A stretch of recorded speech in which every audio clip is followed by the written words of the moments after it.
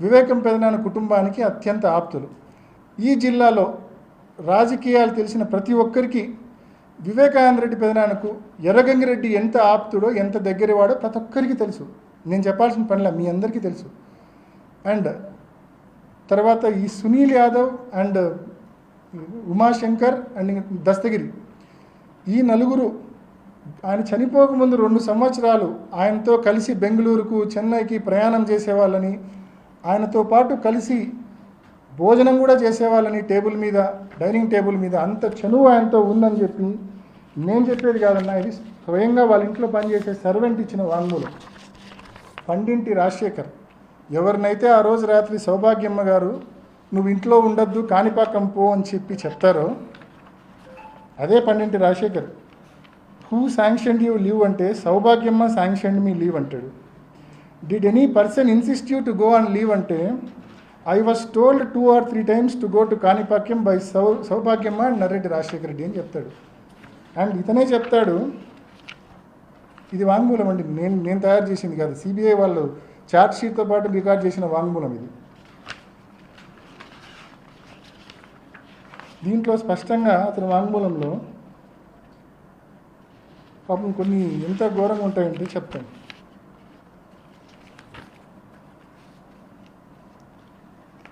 దీంట్లో స్పష్టంగా అప్పుడప్పుడు ఆయనతో కలిసి భోంచేసేవాళ్ళని చెప్పి Sunil Yadav and Umashankar Reddy came to meet Vivekananda sir at his residence every 2 or 3 days. On 2 occasions, I also saw Sunil Yadav and Umashankar Reddy and Gangireddy take breakfast with sir. ఇంట్లో పనిచేసే servant ఇచ్చిన వాంగ్మూలమే పండింటి రాజశేఖర్. ఇంకా చెప్తాడు చాలా ఇతను. ఇంకా కొన్ని పర్సనల్స్లోకి నేను పోదలుచుకోలేదు, ఎందుకంటే అవి పోవడం కరెక్ట్ కూడా కాదు కాబట్టి. బట్ ఒకటైతే చెప్పాలనుకున్నా దీంట్లో నుంచి, ఇంకా డ్రైవర్ ప్రసాద్ది కూడా వాంగ్మూలం ఉంది, మీకు అందరికీ ఇస్తున్నా కాబట్టి మీరు కూడా చదవండి. చివరి 2 సంవత్సరాలు వివేకానంద రెడ్డి గారు ఎంత దుర్భరమైన జీవితం, పాపం ఎంత ఇబ్బంది పడ్డాడు ఆయన అని చెప్పి స్పష్టంగా వీళ్ళ వాంగ్మూలాలు చదివితే మీకు అర్థమవుతుంది. అసలు he was desperately waiting for some big money. పెద్ద ఎత్తున డబ్బు వచ్చే పరిస్థితికి వచ్చే దానికోసం వెయిట్ చేస్తూ ఉన్నాడని చెప్పి దీంట్లో ఉంది. Sirs anxiety and eagerness to receive money kept on increasing and I heard him talk desperately about money.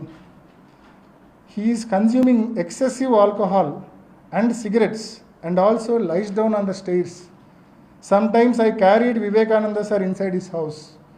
ఎక్సెస్గా మందు ఎక్కువ తాగి ఇంటి బయట స్టెప్స్ మీద ఆయన పడిపోతే తాను ఎత్తుకొని పోయి బెడ్రూమ్లో పండబెట్టేవాడిని అని చెప్పి స్వయంగా ఇంట్లో పనిచేసే సర్వెంట్ చెప్తా ఉన్నాడు. అంటే మీ తండ్రిని చివరి రోజుల్లో నిరాదరణకు గురి చేసి ఎందుకు నిరాదరణకు గురి చేశారు? ఎందుకు ఈ రకంగా ఆదరణ లేకుండా నిరాదరణకు గురి చేశారు? కేవలం వివేకానంద రెడ్డి సార్ ఆ డబ్బు డైమండ్స్ రూపంలోనో బెంగళూరు స్థలం రూపంలోనో ఆ డబ్బు వస్తే ఆ డబ్బులో సింహభాగము వీళ్ళకు సెకండ్ ఫ్యామిలీకి, షమీన్ గారికి, వాళ్ళ పిల్లాడికి ఇవ్వాలని చెప్పి ఆయన భావించాడు కాబట్టి పూర్తిగా వదిలేశారు. ఆయన చెక్ పవర్ రద్దు చేశారు. ఆయన ఏ ఆస్తి అమ్మే పరిస్థితి లేదు, వ్యాపారాల్లో నుంచి డబ్బు డ్రా చేసే పరిస్థితి లేదు. ఏ ఆస్తి అమ్మాలన్నా కూడా వీళ్ళ నాలెడ్జ్లో లేకుండా అమ్మలేడు. Joint check power, joint registration చేయాలి. సో ఈ మాదిరి ఆయన్ను పూర్తిగా బిగించాడు. ఆయనకి ఈ రకంగా ఏదైనా స్థలంలోనో డైమండ్లోనో ఆదాయం వస్తే తప్ప ఈ సెకండ్ ఫ్యామిలీకి హెల్ప్ చేయలేని పరిస్థితి. ఇటువంటి దుర్భర పరిస్థితుల్లోకి ఆయన నెట్టివేసింది మీరు కాదా అని నేను అడుగుతా ఉన్నా. సొంతక్కను స్పష్టంగా నర్రెడ్డి రాజశేఖర్ గారిని అడుగుతా ఉన్నా.